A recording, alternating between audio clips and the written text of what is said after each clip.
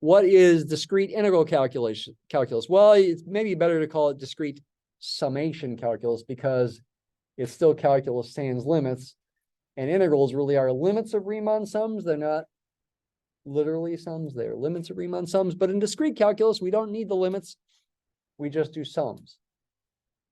What we're after here is an application to adding up the first so many numbers, I'll call them B numbers, or adding up the first B perfect squares, or adding up the first B perfect cubes, or perfect fourth powers, or perfect fifth powers. We're after that as an application in a few minutes.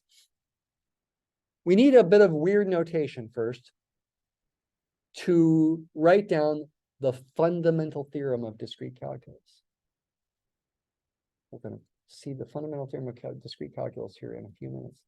Wow, you can do discrete calculus so much faster than regular calculus. Use this weird notation to denote this summation. Why am I doing that? It'll be convenient for making the analogy to the regular fundamental theorem of calculus from regular calculus. That's why. Write a summation sign, and underneath the summation sign, n colon a arrow b, where it's understood here that a and b are integers. And in fact, a is less than or equal to b minus 1, because this is going to be, again, be shorthand notation for this summation, where notice the upper limit of the summation is b minus 1, not b. Do you have to use this notation? Couldn't you just write an ordinary sum like this? Sure you could, but again, we want to make a symbolic connection to the fundamental theorem of calculus. That's what our goal is. Summations are analogous to integrals. And so there, for example, is a linearity property. The summation n colon a arrow b of Pn plus Qn is the sum of the sums. Could you stick constants in there as well, an alpha and a beta? Yeah, you could.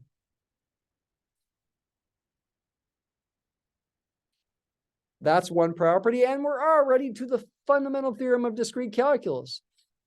And it's this. And we should make the connection notationally to the ordinary fundamental theorem of calculus. The ordinary FTC technically is a theorem that you need hypotheses for. I'll just write the equation in one form. One way to write the equation for the fundamental theorem of calculus is that the integral from a to b of a derivative f prime of x is the antiderivative of this f itself, first evaluated at b, then evaluated at a, and do a difference. F of b minus f of a. Now, oftentimes, you don't write a derivative there. You write just a little f, and over here you write capital F's, but it's the same idea. The function on the right side here is an antiderivative of the function you're integrating. You can state the hypotheses a little differently based on which form you write it in. If you put just a little f there and a capital F there, you just need to say, hey, does an antiderivative of little f exist? If it does, call it capital F. Here, if you write it this way, you're kind of really implicitly assuming that little f is differentiable. And you're saying, we integrate the derivative, we get the difference in function values. Another way to say that is the change in the values of a function is found by integrating its rate of change. Do you see how this discrete version is similar? The summation, the integral sign gets replaced by the summation sign. And using the notation a arrow b here is analogous to using the lower a down there and the upper limit b up there. Notice it's not a b minus 1 here for the integral sign. And that's why we don't just write that. Catch what I just said there? We're trying to make a notational analogy with the ordinary fundamental theorem of calculus. We could just write that summation here instead, but then it wouldn't be as pretty, right?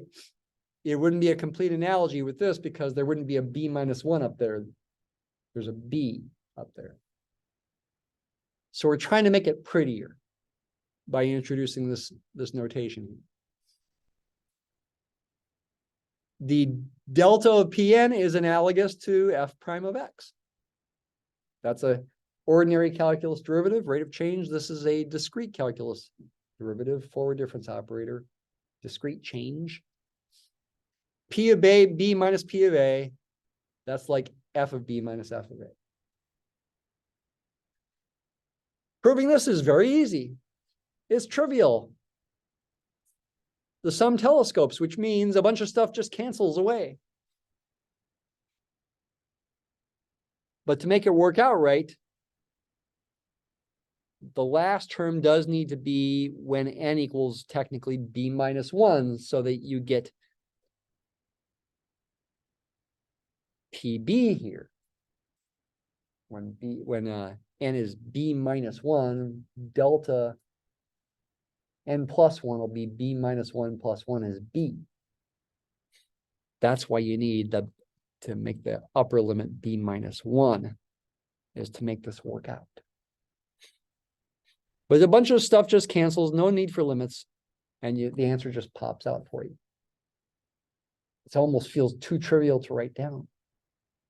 But it is useful, and we're going to see an application here in just a second. No limits, though I will tell you that if you look at the proof of the ordinary fundamental theorem of calculus, one proof of it does involve limits of Riemann sums that do telescope kind of like this, if you look it up. It does require the mean value theorem, though, as well. So it's definitely more complicated. There's an integral power rule with falling powers. That's analogous to the integral from a to b of x to the n power being b to the n plus 1 minus a to the n plus 1 all over n plus 1. An application of the fundamental theorem of calculus using the fact that if this is f prime of x, then f of x can be taken to be x to the n plus 1 over n plus 1. What you see in the Mathematica document is the same kind of thing, except you got to use a falling power instead of an ordinary power, which makes some intuitive sense if you think about the falling power rule. All right, now the punchline. Let's apply this to some summations that I mentioned a few minutes ago that are important summations. These applications here, finding the sum of the first b positive integers, the sum of the first b perfect squares, sum of the first b perfect cubes. These formulas are actually pretty important in many applications. And so this is a worthwhile application of this. We want to use the falling power integral power rule, but how? Because these are not falling powers here. Well, it's a similar kind of trick that we did before. Actually, with the first power,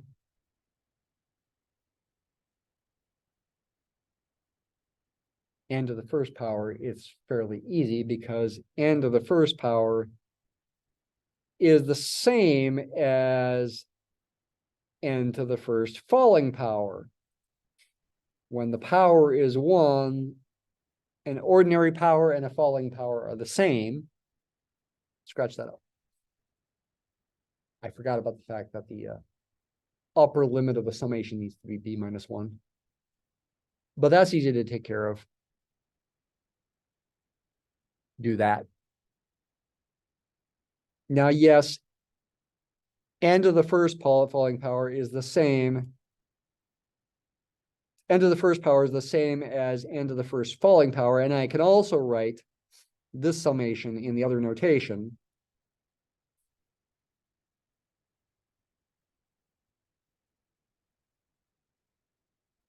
Now use this integral power rule.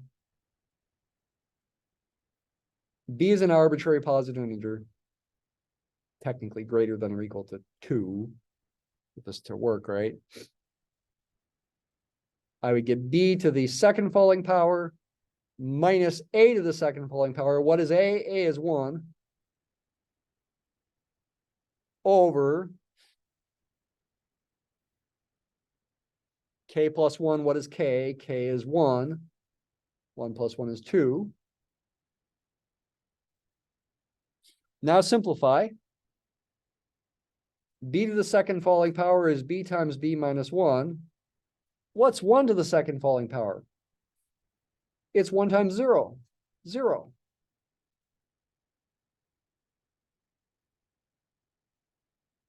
Continue simplifying, get a common denominator of 2.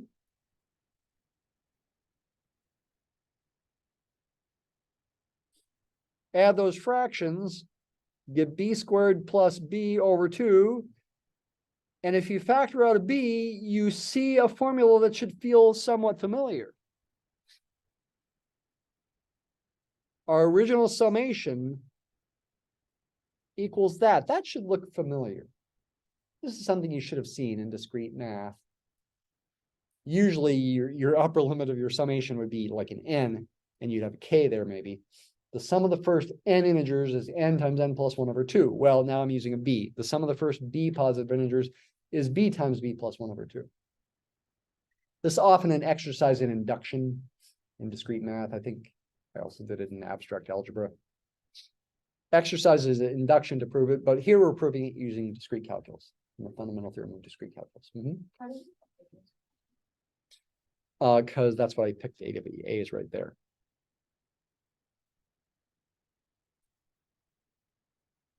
Let's try, how about this next one? The sum of the first b perfect squares. Can we do that one? Can we figure it out without being told what the answer is?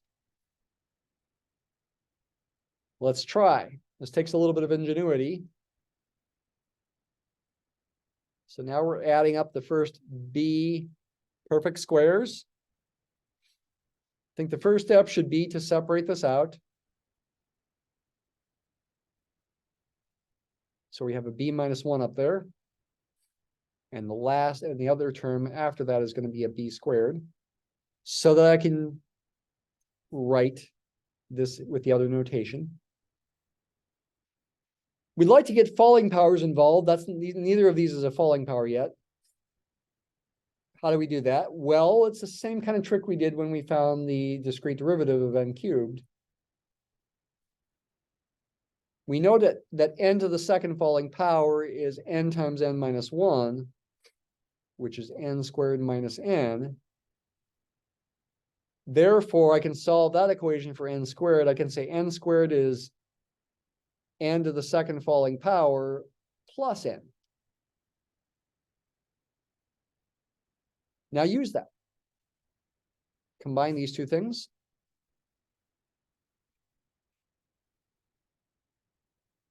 And I'll use the other notation here. N goes from 1 to b. Replace n squared with this, and then use the fact that the sum of this whole thing can be broken into the sum of each piece. So I would get this summation of n to the second falling power plus the same kind of summation of just n itself, which we've already done just a minute ago. With the first summation there, use the integral power rule. This thing right here. With the first summation, with a equal to 1, b equal to an arbitrary value of b, and k equal to 2. So that's going to give us, according to that formula, b to the third falling power minus a to the third falling power, a is again 1, divided by 3. K is 2, so K plus 1 is 3. Careful with this one. It's not the final answer that we got in the previous example. It was this thing, which simplifies to that.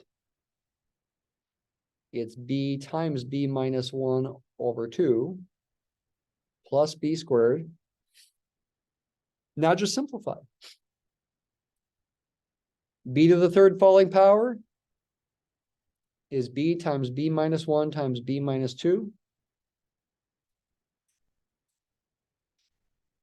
Expand this out. It's going to be b squared minus b over 2. So b squared, get a common denominator of 6. I got to multiply the top and the bottom of this fraction by 2. So let's see, can I do it all in my head here? If you expand this out, it's going to be, you're going to b cubed, and so I get, I'm multiplying by 2, so I get a 2b cubed. Minus 3b squared, that gets multiplied by 2, so I get a minus 6b squared. Plus 2b gets multiplied by 2, so that gives me a plus 4b. Hopefully I'm not making a mistake. With this fraction, getting a common denominator of 6, I need to multiply the top and the bottom by 3, so I get 3b squared minus 3b. And with this one, I need to multiply the top and the bottom by 6, so I get a plus 6b squared. This is all over 6. Simplify. It's like it's 2b cubed. The b squared terms, the 6b squareds cancel, leaving me with just a plus 3b squared. And then 4b minus 3b is plus b. And then this can be factored. Sorry. Like this.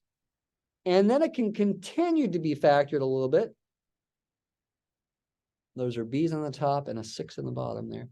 You can factor that second one as, I believe it's b plus 1 times 2b plus 1. Double check that. Yeah, I think that's right. And that is correct. That is the formula for the sum of the first b perfect squares. And you can find in some books. We can also check it with Mathematica. Here's Mathematica checking the first one, actually. Here's Mathematica checking the second one that we just did. There it is. That's the same thing. Now, you could prove this with induction if you wanted to, but how would you figure it out, right? With induction, you have to know what the answer is if you're going to prove it. How would you figure it out in the first place? You can't really use induction. Well, this discrete calculus is one method. I did add another application to the notebook here that I'll share with you. It's an application I'm not going to require you to know for the exams, but it's a real-life application to actuarial math. Although it's an application of this formula here called summation by parts. If there's integration by parts, it should make sense that there's summation by parts. I'm probably not going to require you to know the summation by parts formula for the exam. I think the examples we've done are probably the kinds of questions I might put on the exam, maybe with some help, because they are kind of tricky. But do notice this is similar to integration by parts. In integration by parts, you commonly write it as at least an antiderivative notation. Indefinite integral notation you often write as the integral of u dv is uv minus the integral of v du. Alternatively, the integral of u times v prime is uv minus the integral of v prime with respect to x, assuming everything's a function of x. This is a similar formula. Looks like I've got q is playing the role of u and p is playing the role of v. That makes sense? Because I got an integral of u dv. The delta is like a d, a derivative, or v prime if you prefer. U times v is right there, except it's like evaluated from a to b, so you have to do a subtraction, minus the integral, so to speak, of v du, though the v gets shifted by 1. There's an n+1 subscript there. And again, in this notebook, I've got an application of that to actuarial math, of the kind of math that I talked about a bit in prob and stats with related to lifetime random variables and Kertate lifetime random variables. Remember that a little bit from prob and stats. Essentially, you can use the summation by parts formula to justify the formula for the expected value of k being just this summation of survival function values. Maybe that brings back bad memories from prob and stats. I'm not going to test you on that, but I put it there in case you're interested. This is the discrete version of the Darth Vader rule. Remember the Darth Vader rule from prob and stats. We did the integral version in the continuous case. You just, to find the expected value of t, you just integrate the survival function. Well, here to find the expected value of k, you add values of the survival function. You don't have to use the definition of expected value is the point. Which means it could be a little easier. If you've got the survival function, doing this summation could be a little easier than doing this summation, is the idea.